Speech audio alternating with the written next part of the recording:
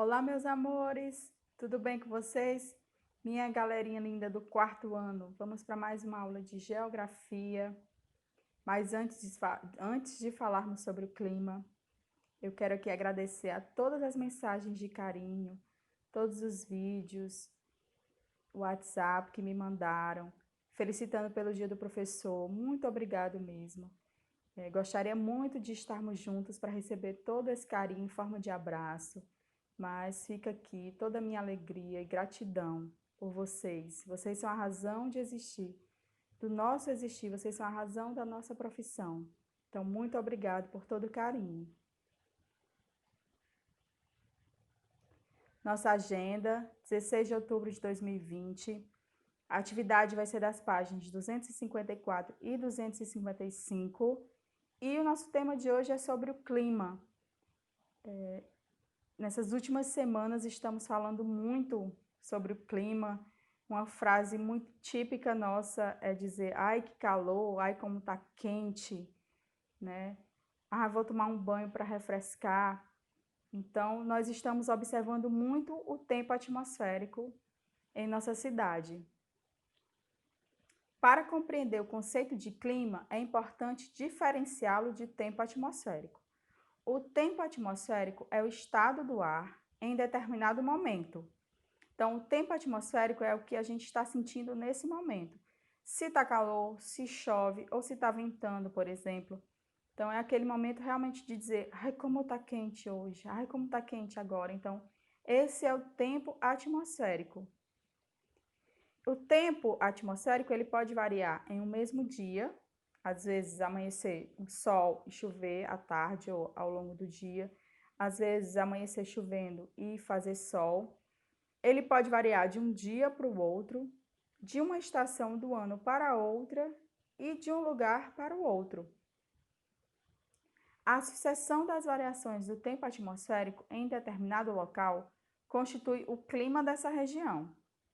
Então, para compreender o clima de uma região, é necessário estudar os tipos de tempo que ocorrem nesse local, pelo menos 30 anos. Então, as pessoas que estudam o tempo observam o tempo atmosférico durante 30 anos para determinar o clima daquela região. Então, como nosso estado, nossa capital, foi observado que o tempo atmosférico é sempre quente, é sempre de calor, o nosso clima é um clima tropical, um clima quente e seco, com poucas chuvas durante o ano. As características do clima de uma região dependem principalmente da variação da temperatura e da quantidade de chuva. Diversos fatores determinam os diferentes tipos de clima da Terra. Eles ocorrem por influência de correntes marítimas, ventos, proximidade do mar, presença de vegetação e do relevo, e além de serem determinados pela própria localização do lugar no planeta. Outro fator que influencia o clima é a altitude. Em locais de serra e montanhas, por exemplo, o clima geralmente é mais frio do que em locais situados no nível do mar. Isso nós podemos observar quando viajamos para algumas serras próximas à nossa cidade. O clima é agradabilíssimo, frio, um clima muito frio, diferente de quando estamos na nossa capital. As estações do ano. Você sabe como é o clima nas estações do ano no Brasil? Então, desde cedo nós sempre estudamos as 4 estações do ano: primavera, verão, outono e inverno, estação das flores, estação do sol, estação da chuva e do frio, estação dos frutos e folhas, né? Mas essas estações, elas são bem definidas no nosso Brasil? No Brasil, o verão costuma ser quente. Nessa época, em muitas localidades, é comum chover bastante. O inverno, por sua vez, é a estação em que geralmente faz mais frio. Em alguns locais, o frio é tão intenso que chega a nevar. Há também no país locais onde faz calor o ano inteiro. A primavera e o outono são estações em que o clima é mais ameno, ou seja, nem muito quente, nem muito frio, e a temperatura mantém-se estável. Então, as estações do ano no nosso país não são bem definidas, como em alguns países da Europa. Nós temos estações basicamente de verão e inverno, época muito quente e época das chuvas. O clima e o cotidiano. A vida dos seres humanos, assim como de outros seres vivos, depende muito do clima. Então, o clima é muito importante no nosso dia a dia. Nos locais onde as chuvas são abundantes, desenvolvem-se uma grande variedade de espécies vegetais e animais. Na região norte do Brasil, por exemplo, onde a temperatura se mantém elevada e a chuva é bem distribuída ao longo do ano, há a presença de uma densa floresta com grande biodiversidade. Biodiversidade que é o conjunto de todas as espécies de seres vivos de um ecossistema. O clima também influencia as atividades dos seres humanos, como a agricultura, pois algumas plantas se desenvolvem melhor em regiões mais frias e outras em regiões mais quentes. Então, como o nosso país é um país tropical de variedade de climas, nós também temos uma variedade de plantas que se desenvolvem melhor na agricultura em diversas partes do Brasil. Nas regiões onde chove pouco ou onde as chuvas ocorrem em apenas uma época do ano, os agricultores precisam realizar investimentos em irrigação, aproveitando a água dos rios, dos açudes, do subsolo ou armazenando a água nos períodos de chuva, para poder utilizá-la nos períodos da seca.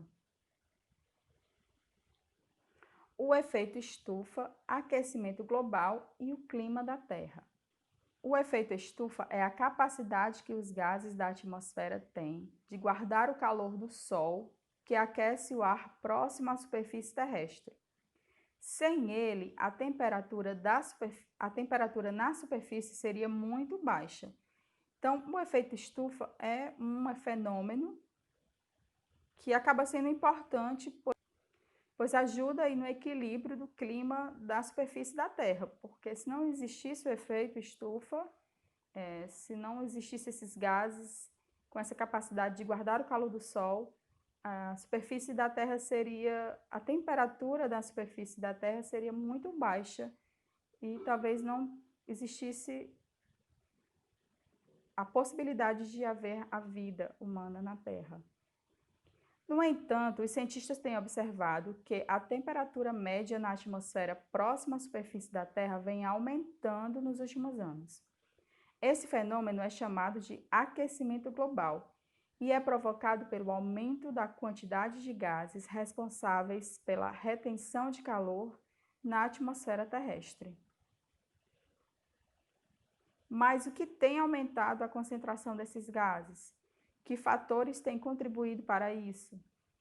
Todas as atividades humanas, especialmente o desmatamento, a queima de combustíveis fósseis, que é carvão, petróleo e derivados, a agropecuária, o desperdício de alimentos e a produção de energia elétrica. Geram esses gases de efeito estufa na atmosfera que causam o aquecimento global e as alterações do clima no planeta. Esse fenômeno tem piorado por causa dos atuais padrões de produção e consumo. Não são só os governos e as empresas que devem se comprometer com a luta contra o aquecimento global. Cada um de nós pode rever seus hábitos de consumo como forma de combater as mudanças climáticas.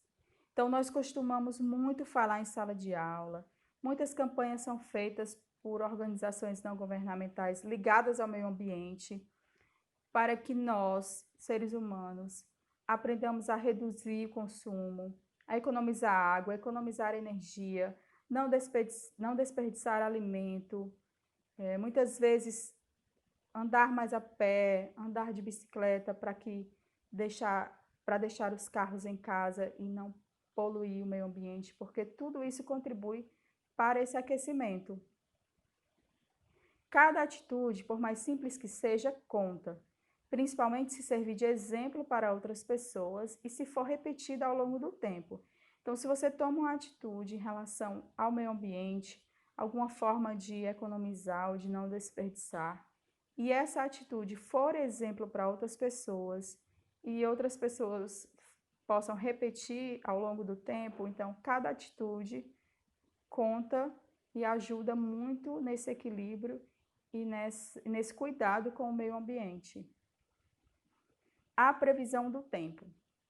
Vocês aí na sua casa, sua família, costuma verificar a previsão do tempo? Quando vão fazer uma viagem, quando vão à praia? Vocês costumam olhar no jornal ou na internet como vai ser o tempo no outro dia?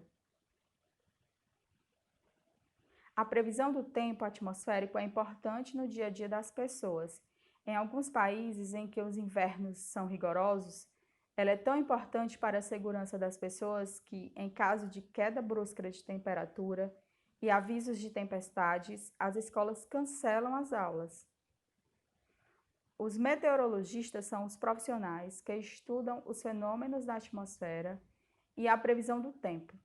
Para isso, utilizam conhecimentos de diversas áreas, como a matemática, e equipamentos para coletar e processar informações como computadores e imagens de satélite. E existem também os profetas da chuva. Vocês já ouviram falar dos profetas da chuva? Eles são pessoas, geralmente são agricultores da região nordeste do Brasil, que usando técnicas baseadas na observação da natureza e conhecimentos tradicionais passados oralmente de geração em geração, realizam previsões do tempo. Então, eles usam técnica de observação que aprenderam com as suas gerações anteriores e conhecimentos tradicionais, e eles realizam previsões de como vai ser o ano, se vai ter chuva, se vai ser bom para a agricultura. E desde 1996, o encontro anual dos Profetas da Chuva acontece na cidade de Quixadá, aqui no Ceará, no segundo fim de semana de janeiro. Então, todo ano esse encontro existe e ele sempre é noticiado nos jornais aqui da nossa cidade, jornais impressos, alguns jornais fazem reportagens. Eu mesmo já vi reportagens sobre os Profetas da Chuva. Então, agora é hora da pausa, hora de realizar a atividade. Com certeza vocês vão realizar essa atividade com muita facilidade, pois é um tema que vocês escutam muito falar, que interessa muito a gente saber, e que nós possamos desde sempre mudar nossas atitudes, não desperdiçar, economizar, consumir menos e ajudarmos ao meio ambiente. Um beijo, até a próxima aula. Muita saudade de vocês. E em seguida teremos a correção.